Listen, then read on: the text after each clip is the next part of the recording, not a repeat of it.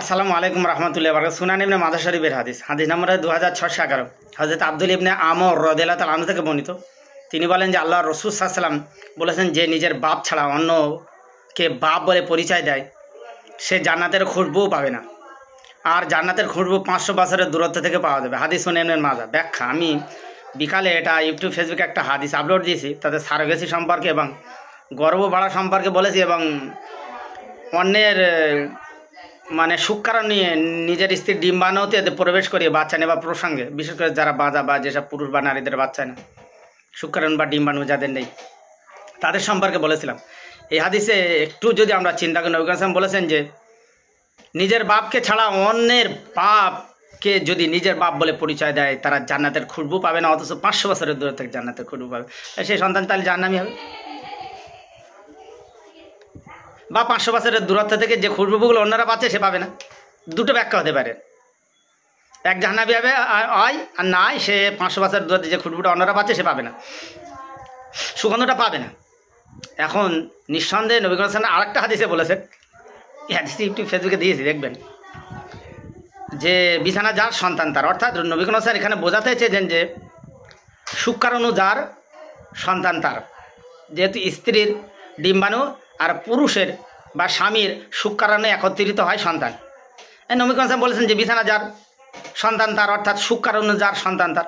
তুমি তোমার স্ত্রীর গর্ভে যদি পর পুরুষের বা অন্য কোনো পুরুষের শুক্রাণু এনে নিজের স্ত্রীর ডিম্বাণু বা ডিম্বাশয়ে প্রবেশ করিয়ে যদি সন্তান নাও, তাহলে সেই শুক্রাণু যার, বিছানা যার, তাহলে সন্তান তো তার, বাপ তো সেই অমুকের।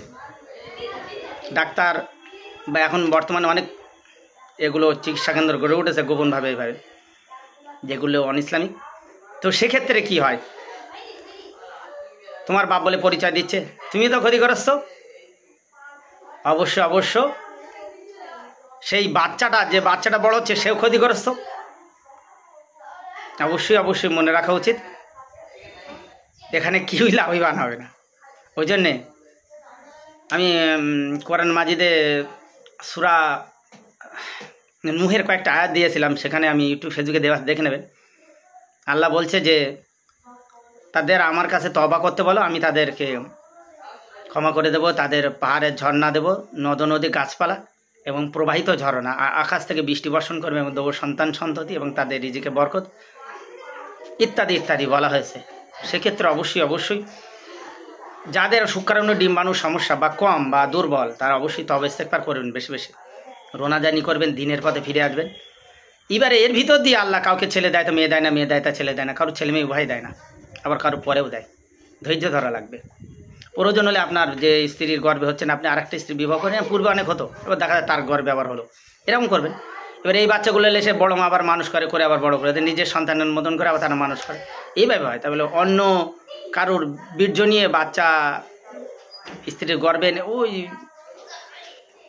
সব উল্টো পাল্টা ওলট পালট মতো হয়ে যাচ্ছে। হাদিসের দৃষ্টিতে অবশ্যই সেই বাচ্চাটারও ঝুঁকিপূর্ণ অবস্থায় পরকালে সে জান্নাতের খুশবু পাবে না, সেও ক্ষতিগ্রস্ত, আপনারাও ক্ষতিগ্রস্ত।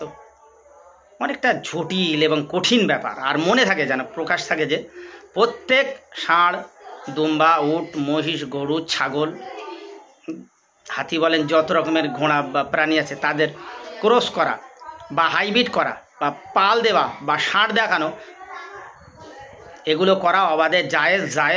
নবী সাল্লাল্লাহু বলেছেন। তাফসিরে মারিফুল কোরআন, তাফসিরে বায়ানুল কোরআনের ভিতরেও আছে, আমি একটু ফেসবুকে দেওয়া আছে হাদিস।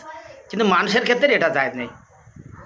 যেটা বর্তমানে মানুষ তৈরি করেছে, যেহেতু উন্নত হচ্ছে, তো পাল দেওয়া শুরু করেছে, পাল দিয়ে বাচ্চা লোবা, শুক্রাণু ডিম্বাণু শুক্রাণু, বিবাহ বহির্ভূত সম্পর্ক ছাড়া এগুলো করে বাচ্চা নেবা কোনো মতে জায়েজ নেই। যদি কেউ কোরআন হাদিস থেকে দেখাতে পারে, চ্যালেঞ্জ থাকলো, অবশ্যই আমি 10,000 টাকা পুরস্কার দেবো যদি জায়েজ বলে।